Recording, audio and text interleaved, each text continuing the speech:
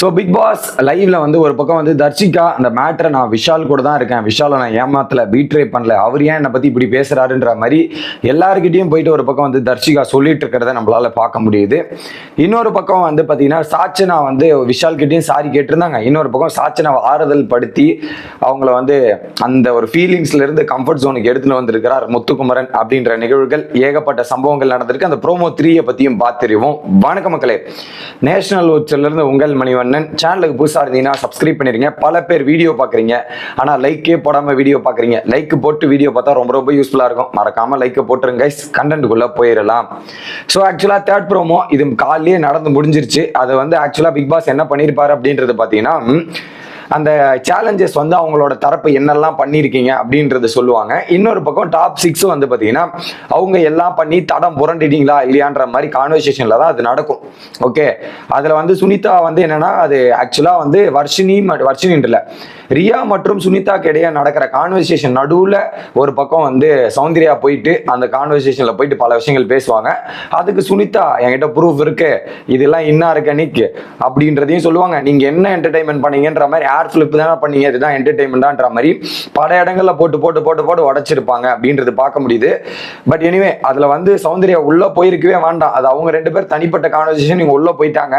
அதுக்கப்புறம் இவங்க பேச அவங்க பேசன்ற மாதிரி மாற்றி மாற்றி 2 பேரும் பேசி சில விஷயங்கள் பண்றாங்க. இதுல என்னன்னா, சுனிதாக்கு அவங்க எலிமினேட் ஆயிட்டாங்க, ஆனா இவங்க எப்படி உள்ள வந்தாங்கன்ற ஒரு சில விஷயங்கள் இருக்குல்ல, அந்த வெளிப்பாடு கிளியர் கட்டாவே தெரிகிறது அந்த இடத்துல அப்படின்றத நான் பாக்குறேன். அதுக்கப்புறம் பிக் பாஸ் ஒரு விஷயத்த சொல்லியிருப்பார், அதை கன்வேவே பண்ண மறந்துட்டேன். என்னன்னா, ஸோ அந்த டாப் 6 எழுந்து நிற்க வச்சுட்டு நீங்கள் ஃபைனலிஸ்ட் ஆகியிருக்கீங்க. இப்போதைக்கு இதுக்கப்புறமா கேம் தொடரும், ஆனால் வந்து உங்களை தடம் புரள வைக்கல. இப்படி வந்திருக்கிற கண்டஸ்டன்ஸ் யாருமே உங்களை தடம் புரள வைக்கல, அந்த அளவுக்கு எஃபர்ட்டை போட்டு உங்களை காலி பண்ண முயற்சி பண்ணல. நீங்கள் எல்லாம் ஸ்டெடியாக ஸ்ட்ராங்காக நின்று இருக்கீங்க அப்படின்ற மாதிரி ஒரு மிகப்பெரிய கங்க்ராச்சுலேஷன் கொடுத்துருப்பார். ஆனால் அந்த கங்க்ராச்சுலேஷனோட நிறுத்தினாரா, அடுத்து என்ன பண்ணார், இந்த கேம் தொடரும் அப்படின்ற மாதிரி பிக் பாஸ் சொல்லிட்டாரு.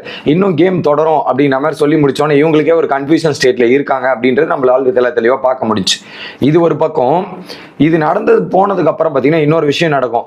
அப்போ சொல்லுவாங்க, ஜாக்லின்னு ரயானு சௌந்தர்யா 3 பேர் கட்டி பிடிச்சிட்டு இந்த மாதிரி பேசிட்டு இருக்கும்போது, நான் கேட்கணும்னு நினைச்சதை நீ கேட்ட மச்சான், கரெக்ட், அது நீ கரெக்டாக பண்ணிட்ட. குறிப்பாக சுனிதா பழுதாங்களே, அப்போ அது சிம்பத்தியா, அப்போ அது இது பண்ணுறாங்களா, அப்போ அது அவங்க எமோஷன்ஸ் வர டைம்ல தான் ரியாக்ட் பண்ண முடியும், அதை நீ கரெக்டாக அட்ரஸ் பண்ணதுக்கு ரொம்ப நன்றி அப்படின்ற மாதிரி அந்த டிஸ்கஷன் போது. இன்னொரு பக்கம் என்ன பண்ணுறாங்க, ரவீந்தர் இவங்கெல்லாம் சேர்ந்து ரியாவை டார்கெட் பண்ண ஆரம்பிச்சிட்டாங்க. ஏன்னா ரியா வந்து எத்திக்கல் நான் எத்திக்கல் அப்படின்ற ஒரு டைலாக் பேசினாங்க இல்லையா, அதுக்கு வந்து பார்த்தீங்கன்னா நீங்கள் இப்படி பேசியிருக்க கூடாது, எதுக்கு இப்பெல்லாம் பண்ணீங்க, இதெல்லாம் பண்ணீங்கன்னு கேள்வி வரும்போது ரவீந்தர் ஒரே வார்த்தையில் சொல்லி முடிச்சிடாரு, ஏமா நீ போய் பேசினதெல்லாம் கரெக்டு தான்மா, தப்பு சொல்ல, ஆனால் நீ என்ன பண்ணியிருக்கணும், நான் மட்டும் ஜென்யூனாக இருந்தேன் அப்படின்ற வார்த்தைகள் பயன்படுத்தியிருக்க கூடாது, நீ பண்ணனா நீ பண்ண அப்படின்றத சொல்லுங்க. ஜென்யூனாக இருந்தாங்கன்னா அப்போ மற்றவங்க ஜென்யூனா இல்லை, மற்றவங்க மேலே இந்த ப்ரொஜெக்ஷன் வரதுக்கான வாய்ப்பு இருக்கு, நீ அந்த வார்த்தைகள் பார்த்து பயன்படுத்துங்கன்னு போது பண்ணுறதெல்லாம் பண்ணிட்டு இப்படி தான் பேசுவாங்களான்ற மாதிரி வர்ஷினி ஒரு பக்கம் ஃபீல் பண்ணுறாங்க. ஏகப்பட்ட கேள்விகள் கேட்டாலும் இல்லைங்க எனக்கு தோணுச்சுங்க பண்ணிட்டேன், உங்களுக்கு தோணுச்சுன்னா அதை தெளிவா இருங்க, அதுக்குன்னு நான் இப்படி பண்ணிருக்கேன்னு சொல்லுங்க, மற்றவங்களை இந்த மாதிரி சொல்லும் போது எங்களுக்கு விருப்பம் இல்லை அப்படின்ற டிஸ்கஷன் போது இப்படியே போயிட்டு இருக்க டைம்ல ஒரு பாயிண்ட்ல வந்து யாரு வர்ஷினி ஆள ஆரம்பிச்சிட்டாங்க. ஏன்னா எங்களை நெகட்டிவா போர்ட்ரே ஆகுது, எங்களுக்கு வேற மாதிரி போயிட போகுது, நாங்க அந்த இன்டென்ஷனோட வந்து பரல, எங்களுக்கு ஒரு டாஸ்க் கொடுத்தாங்க, அந்த டாஸ்க்கை கொடுத்து நான் இது பண்ணேன் அப்படின்றத புரிஞ்சுக்குங்க அப்படின்ற மாதிரி சொல்லி ஒரு பக்கம் வர்ஷினியா முத்துக்குமரன் ஆறுதல் பண்ணார். அதுக்கப்புறம் தர்ஷிகா வந்ததுக்கு அப்புறம் பாத்தீங்கன்னா 2 விஷயத்தை ஹைலைட் பண்ணியிருந்தாங்க. போன வீடியோல ஒரு விஷயத்தை ஹைலைட் பண்ணிட்டேன். ஐ மீன் என்ன சொல்லியிருந்தாங்க, சௌந்தர்யா ஆளும்போது நீ கேமரா முன்னாடி போய் பண்ண தப்புன்னு சொல்லியிருந்தாங்க இல்லையா. 2வது இது பிளே பாய் அப்படின்ற டைலாக் வந்து விஷாலை பார்த்து சொல்லியிருப்பாங்க, அதை வச்சு என் பிராண்ட் பண்றேன் ஒரு டயலாக் சொல்லியிருப்பாங்க.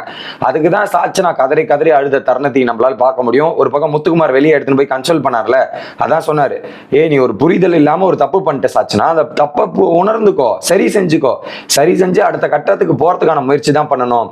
அதுதான் பார்க்கமே, தப்பு பண்றது இயல்பு, ஆனா அந்த தப்பு சரியே செஞ்சுக்கிட்டு அடுத்த வாட்டி தப்பு பண்ணக்கூடாதுன்னு முயற்சி பண்ணோம் அப்படின்னு சொல்லிட்டு ஒரு மிகப்பெரிய கிளாஸ் எடுத்திருக்காங்க. யாரு சுனிதா மற்றும் முத்துக்குமரன் கிளாஸ் எடுத்து ஒரு பக்கம் புரிய வச்சிருக்காங்க சாச்சனா அப்படின்றத பார்க்க முடியுது. அந்த கிளாஸ் எடுத்த உடனே டைரக்டா வந்து சாச்சனா வந்து விஷால் கிட்ட சாரி சொல்லியாச்சு. இல்லடா வெளியே வந்து அந்த மாதிரி பேசிட்டு இருந்தாங்க, நான் பார்த்தேன், அந்த ஒரு ஃப்ளோல வந்து உங்ககிட்ட இந்த மாதிரி பேசிட்டேன், அதுக்கப்புறம் தான் புரியுது அந்த வார்த்தையோட இது என்ன அப்படின்றது, இதுக்கப்புறம் நான் பேச மாட்டேன், நான் என்னால உனக்கு ஹர்ட் ஆயிடுச்சு, ஃபீல் ஆயிடுச்சுன்னா சாரிடா அப்படின்ற மாதிரி விஜய் விஷால் கிட்ட சொன்னாங்க. விஜய் விஷாலும் ஓகே பிரச்சனை இல்லை, நோ ப்ராப்ளம், நோ வரிஸ், ஒன்னும் பிரச்சனை இல்லை விட்டுரு அப்படின்ற மாதிரி அங்கேயும் கூல் டவுன் பண்ணிட்டு அந்த ஒரு ப்ராப்ளத்தை சால்வ் பண்ணிட்டாரு. அதே சௌந்தர்யா கிட்ட போய் பேசி இருக்கும்போது கூட இந்த மாதிரி தான் நடந்தது, எனக்கு ரொம்ப சந்தோஷமா இருக்கு சவுண்டு. ஏன்னா தர்ஷிகா வந்து நான் உனக்காக நிக்கிறேன்டா டே, உன்னை என்னைக்குமே நான் டவுன் பண்ணது இல்லடா, உன்னை என்னைக்குமே கீழே இறக்குற வேலையை நான் பார்த்ததே இல்லடா அப்படின்ற ஒரு வார்த்தை என்கிட்ட பேசினா தர்ஷிகா. வீட்டில் இருக்கவங்க எல்லாரும் என் மேல இந்த கேள்விகள்லாம் வச்சுங்க. ஆனா நான் சொன்னேன் தர்ஷிகாவும் அன்ஷிதாவும் என் மேல எந்த ஒரு குற்றச்சாட்டும் இருக்காது, அவங்க என்ன நம்புவாங்க, என்ன உண்மையா பார்த்துப்பாங்க நான் சொன்னேன். அது இங்க நடக்குது பாத்தியான்ற மாதிரி ஒரு பக்கம் பெருமையா பேசிட்டு இருந்தார். ஆக்சுவலா நான் என்ன கேள்விப்பட்டேன்னா, ஏதோ நாடக காதல்ன்ற மாதிரி யூடியூப்ல இன்டர்வியூல கொடுத்துருக்காங்களாமே தர்ஷிகா. அப்ப அது கொடுத்துட்டு மேடம் உள்ள வந்து என்ன பண்றாங்கன்னு எனக்கு தெரியல. நான் போன வாட்டி என்ன நினைச்சேன், இன்டர்வியூ நான் பார்க்கல, அந்த இன்டர்வியூ ஃபாலோ பண்ணல. பேசிக்கலி அது ஏன் தப்பு ஒண்ணு. ரெண்டாவது, இவங்க என்ன வெளியே இருக்கிற இன்ஃபர்மேஷன் உள்ள இன்டர்வியூ பத்திலாம் வீட்டுக்குள்ள போகக்கூடாது பேசக்கூடாதுன்னு பிக் பாஸ் சொல்லியிருக்காரு போல. அதை பேசுனதுக்கு நான் சொன்னேன். ஆனா மேடம் இன்டர்வியூல போய் என்ன பேசியிருக்காங்கன்னு இன்னும் தெளிவா பார்த்துருந்தா புரியும் போல இருக்கு. அதுல அவங்களோட எலிமினேஷன் அவங்க தான் காரணம்னு சொல்றாங்க. ஆனா விஷால் நடிக்கிறான், விஷால் வந்து இந்த மாதிரி நாடக காதல்ன்ற மாதிரி இன்டர்வியூல கொடுத்துருந்தாங்கன்னா மேடம் பண்றது டிராமாவாயிரும் அப்படின்ற மாதிரி ஆயிரும்.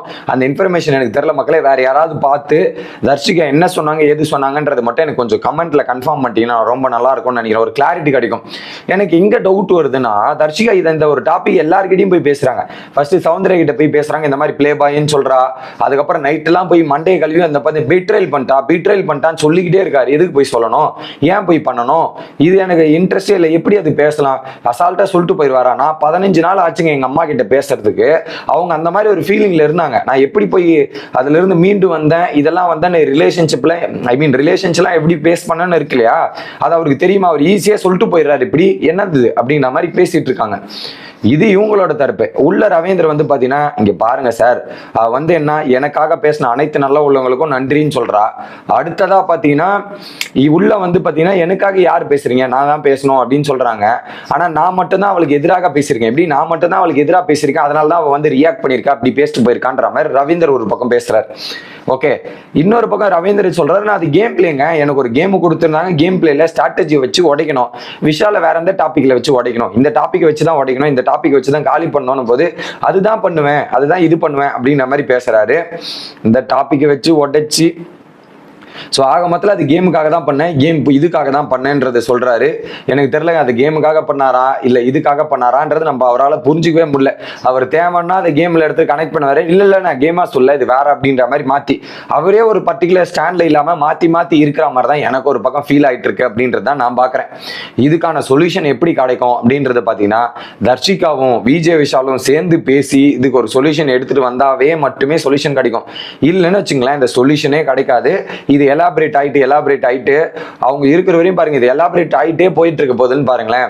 இந்த மாதிரி ஒரு பிரச்சனை சரௌண்டிங்ஸ்ல நடந்துட்டு இருக்குல்ல, அதை கூப்பிட்டு வச்சு விஷால் இதானா ப்ராப்ளம் அப்படின்ற மாதிரி பேசி முடிச்சான்னு அதுக்கு எவ்வளவு நேரம் டைம் எடுப்பீங்க அப்படின்ற ஒரு கேள்வி பெருசாயிட்டு இருக்கு. அது என்ன ஏதுன்றதை நீங்க கமெண்ட் பண்ணிருங்க. Bye guys.